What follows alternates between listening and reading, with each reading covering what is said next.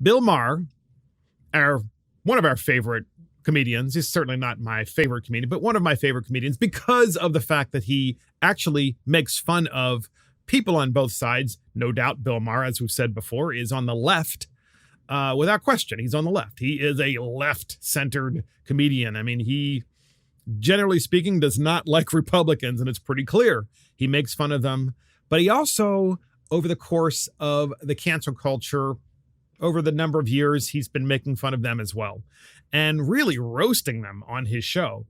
And so Bill Maher has a segment where he's talking about blind hatred of America and how it's stupid.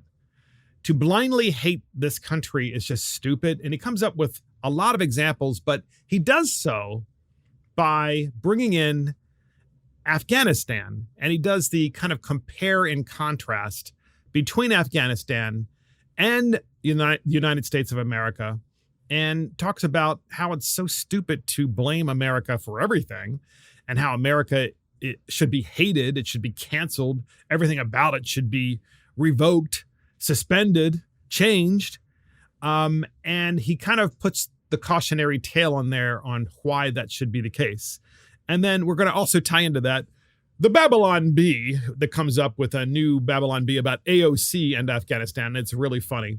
And tie this into the whole Bill Maher segment.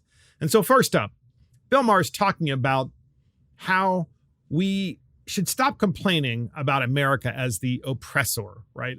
We constantly hear this. I hear this all the time, by the way. People will send me emails. People will call me. Sometimes it's just conversation at parties and so forth. And, oh, America is a terrible country. It's just awful. And by the way, increasingly, this is being taught in public schools and sometimes some private schools too. Certainly it's being taught in colleges, which is where all this started. It started in college about how America is such an awful place and therefore it must be canceled and everything about America must be canceled. So Bill Maher talks about just that, this cancel culture and how it is trying to ruin the United States by saying we are an oppressor and that's all we know. That's all we're capable of. Clearly, that is not showing itself in Afghanistan for a variety of reasons. So first up, here's Bill Maher talking about America as oppressor in his upcoming segment. We're going to play that and then kind of build upon that with other segments from him and clips. Here it is. And finally, new rule, blind hatred of America is just as blinkered as blind love. And we Americans should really get some perspective about where we live. Watching the shit go down in Afghanistan, I was reminded lately of every conversation I've ever had with an immigrant, almost all of which, if we got to really talking, included the notion, oh, you people have no idea. All you do is bitch about and badmouth your own country, but if you knew about the country I came from, you'd stop shitting on your own. And that's so true, of course, because I have a friend, as all of us have, these types of friends, but I have one in particular. He's a wonderful person. He's from Eastern Europe and lived there during the Russian Empire, or, the communist government of Russia controlled all of Eastern Europe, and they were all client states of the Russian Communist Party. And that was a time when this gentleman lived there. And he just told me so many stories about the oppression and how you would read in the newspapers in his country, how there was a record crop of wheat and a record crop of corn and just, things were going so well in the country. And then you would go to the store and there would be no bread on the shelves. And there would be a lack of all products needed in order to survive, or at least to live a relatively decent life. And you'd have to wait in lines. You have to wait in a line that was many hours long just to get a half a loaf of bread if you were lucky. And so he would talk about this. He says, we take that stuff for granted, that you go to, of course, the Safeway, or you go to Kroger, or whatever your store is, Winn-Dixie, I don't really know. There's so many of them across the United States. And you walk in and you make the assumption that everything that you want is going to be there. Except, of course, during COVID when there was no toilet paper. And that was why no toilet paper? Why wasn't there a run on the bread and why wasn't there a run on like regular food and things that last for a long time, like, because nuts can last like 10 years, like walnuts and pecans and stuff like that. But why not? Oh no, toilet paper is what wasn't there. But that kind of tells you a little bit. Imagine having that in Eastern Europe, and that's the way it is. That's the way it was during the communist occupation of Eastern Europe. Imagine that's the way it was all the time. You really didn't have the products that you needed in order to live a successful life and a comfortable life, let alone a healthy life. Well, that's what Bill Maher talks about in this segment. Blind hatred of America is stupid because we take so many of things in our lives for granted, such as the grocery store being full of food when we walk in. And the idea that, gee, all I have to do now is find a job and I can buy those groceries. Of course, unless Biden stays in office much longer and you're going to have inflation so high that you won't be able to, but I digress. So then Bill Maher talks about, well, here's real repression. Okay, cancel culture warriors in the United States. Okay, America haters. You want to talk about real repression? Let's talk about it. Here's Bill Maher talking about just that. I'm sorry your professor said something you didn't like. That won't be a problem with the Taliban because you're not allowed to go to school. In Saudi Arabia, grown women can be jailed for doing the kind of things we think of as routine without the permission of a male guardian. China rounds you up if you're the wrong religion and puts you in camps. More children in Burkina Faso work than are in school. Only 5% of Burundians have electricity. The homicide rate in Honduras is 8 times what it is here. The inflation rate in Venezuela is 2,719%. The Philippines, in the last 5 years, has put to death 27,000 low-level drug dealers. My old job. In North Korea, people starve to death. The only people who starve here are doing it for a role. And the only people who have no water live in California. Yeah, well, that's true. The only people that have no water happen to be the lefties in California because they haven't figured out how to desalinate ocean water so that they can have plenty of water or other kinds of solutions, let alone the fact that they don't have enough electricity in California for very similar reasons, namely that they don't want to build more reliable plants that actually produce baseload power, as we've talked about many times. But that's Bill Maher talking about real repression across the world. Imagine living in Venezuela where the inflation rate is above 2,000%. Imagine that. Now, of course, if you're Joe Biden and Nancy Pelosi, you can certainly imagine that, which is why you want to spend $4.5 trillion and borrow all that money and add to the United States debt, thus causing even more inflation, which we're already seeing in gas and food prices, just to name a few places, new car and used car prices, housing prices, we can just go on and on. But real repression exists in places where you don't even have the right to buy anything or any of those things. You have to have the correct religion. If you break the law, such as they see it, you are executed for things such as practicing the wrong religion. Or in certain Muslim countries, many of them at least, going to school at all, or not getting permission from your husband to go out in public, or dressing improperly, or just go on and on and on as he gave those examples. That's real repression. But here we are in the United States of America, and we have the cancel culture and the American haters telling us how bad they have it. And they're in college, many of them complaining about it. Mom and dad are paying for them in college to go there, and their food is made for them because they're on the food plan. They don't have to make their own food. They show up and eat every day. Everything's done for them. Many of them have housekeeping services in their dorms, and they're complaining about how awful America is as you see what's unwinding in Afghanistan. And you think those individuals were probably watching that going, well, that's just an aberration. That's just one country. Yet it happens to be somewhat of the norm across the planet that human beings aren't treated very well and don't have the freedoms that we have in the United States, let alone have the opportunities that we have in the United States today. And so Bill Maher adds to this monologue of his, And it's very interesting because he really touches on something that I saw as well when I was watching the visual of the plane, the American planes on the tarmac at the Kabul airport. And there they are taxiing, and you have all these people trying to climb on the planes because they want to leave Afghanistan because they know the Taliban is coming back. And with the Taliban comes all of the bad stuff, all of the evil stuff, and all of the other visuals of American GIs trying to help people and trying to process them so they can leave Afghanistan and go somewhere else, pretty much anywhere else. And I'm sure many of them, their first choice, of course, would be the United States of America, which makes you wonder, how do we have so many America haters?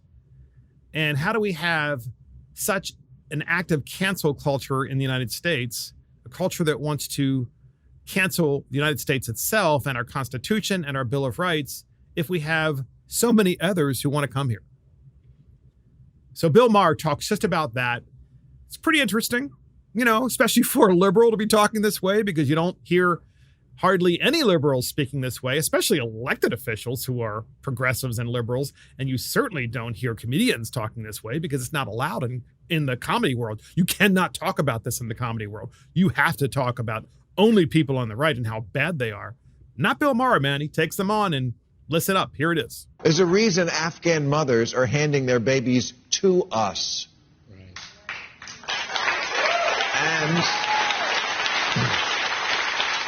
And we should take them. Americans right now should take in Afghan refugees into their homes and into their neighborhoods.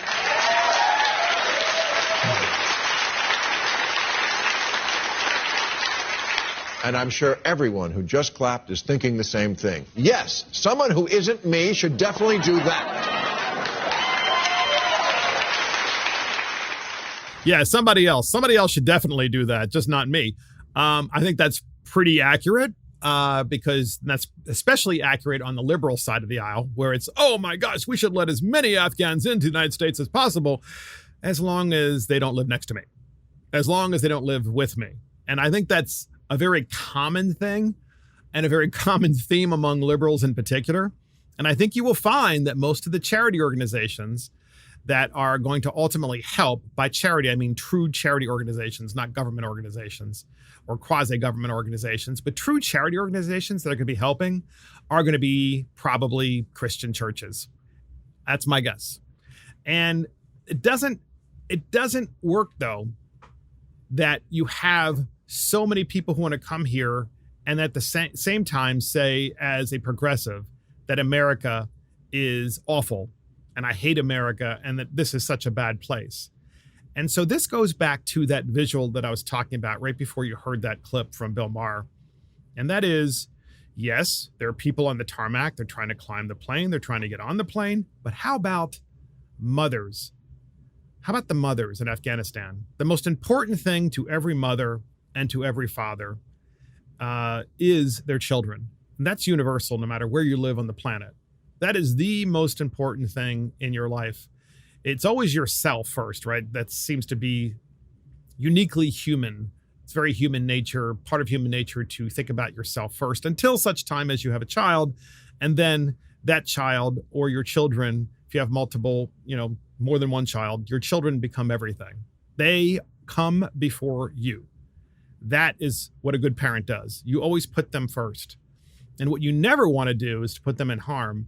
And so then we have this visual of Afghani women literally handing their children, some of them infants, some of them toddlers, some older, to American GIs and saying, please, I know I can't go now or I can't go at all.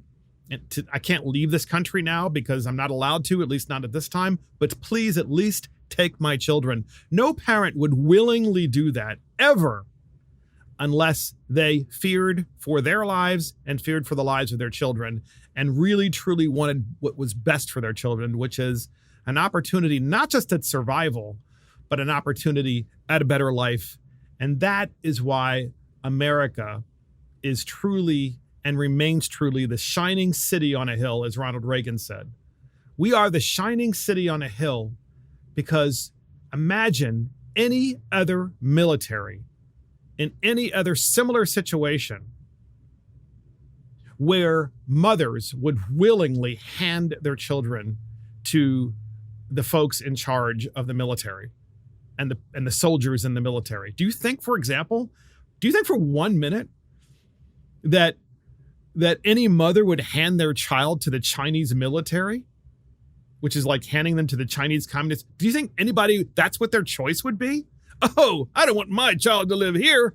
I want my child to live in communist China.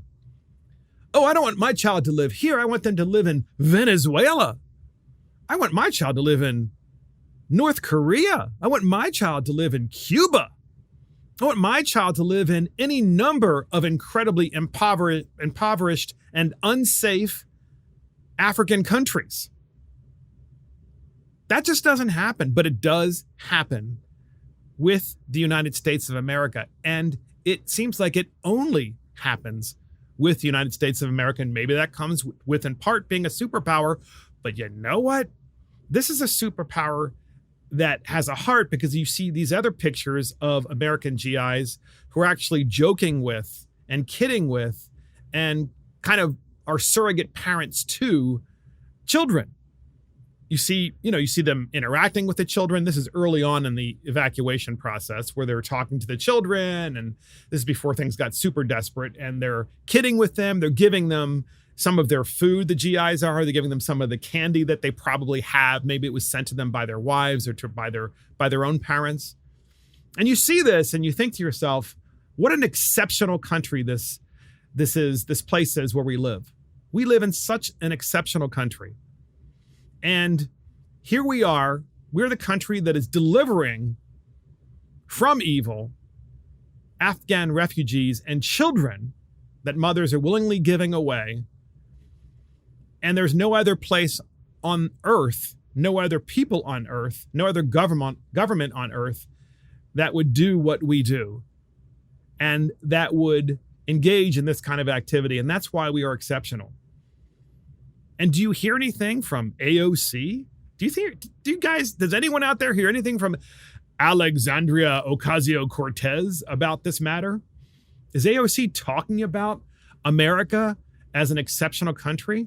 Is she talking about how Afghan mothers are willingly giving up their babies to American GIs so they can live in freedom and safety and have opportunities and freedom of religion and freedom of movement?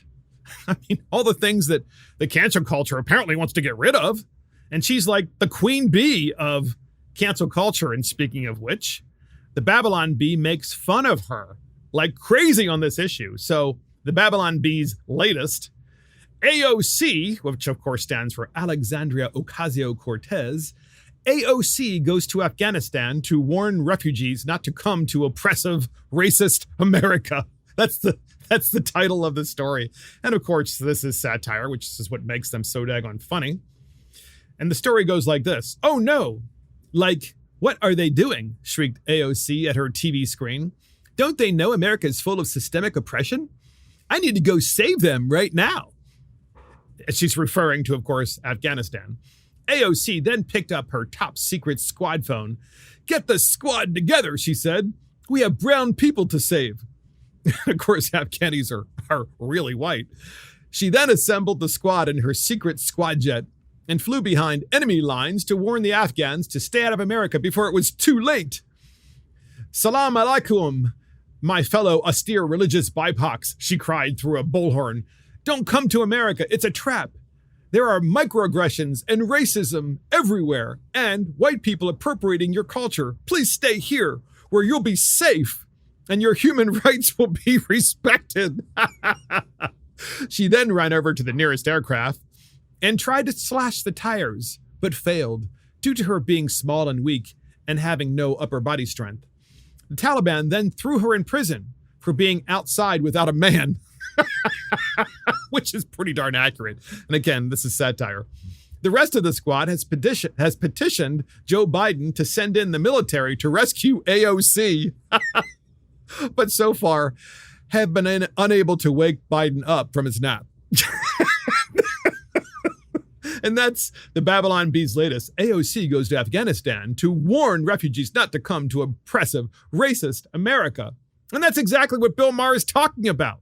These idiots like AOC and the squad and everybody that supports her and thinks that that's okay to try to cancel America because it's a place of racism and hatred and oppression and systemic racism. I mean, we can't possibly bring people here, yet guess what?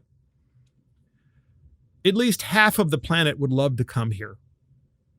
And we're seeing this now with Afghanistan in real time, where mothers are handing their children to GIs.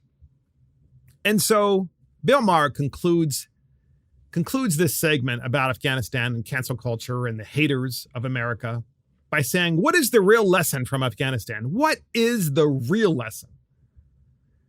And he speaks about this very issue. We had that clip, and here it is. Have you ever heard of honor killings, public beheadings, throwing gay men off of roofs, arranged marriages to minors, state-sanctioned wife beating, female genital mutilation, marriage by capture?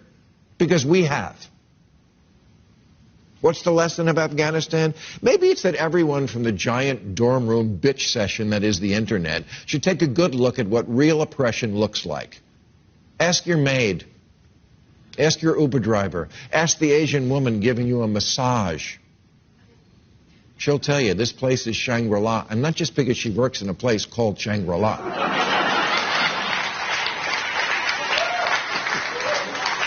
America may not be the country of your faculty lounge and Twitter dreams, but no one here tries to escape by hanging on to an airplane.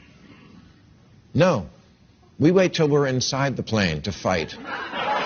And then only because they cut off the beverage service. That's Bill Maher, of course, making fun at the end of how Americans are fighting inside of planes, and has a photo of Americans literally punching each other inside of a plane that's airborne in the United States, and how bad our lives are. And meanwhile, comparing and contrasting that to Afghanistan, where people can't wait to leave the country because they have already lived before under the Taliban, and they know what that life is like. And it's a life not worth living. And in fact, it's a life that they may not be able to live because they will probably be tortured and killed if they don't remain on the plantation.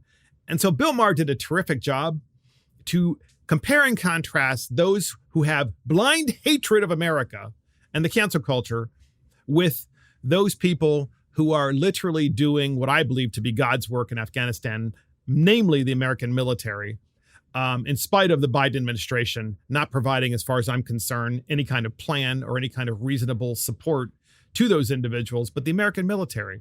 And it is the American military who is fulfilling that prayer, the Lord's Prayer, to deliver us from evil. They are delivering people literally from evil.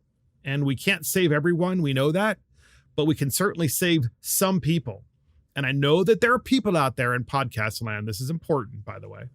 I know there are people in podcast land on both sides of this issue, such as it relates to immigration of Afghanis.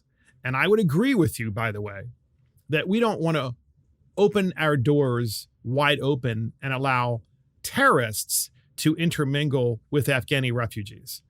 Okay. And that is my fear as well as yours, that some of those individuals will be terrorists because the Biden administration has done such a terrible job with this retreat from Afghanistan, and with this withdrawal, excuse me.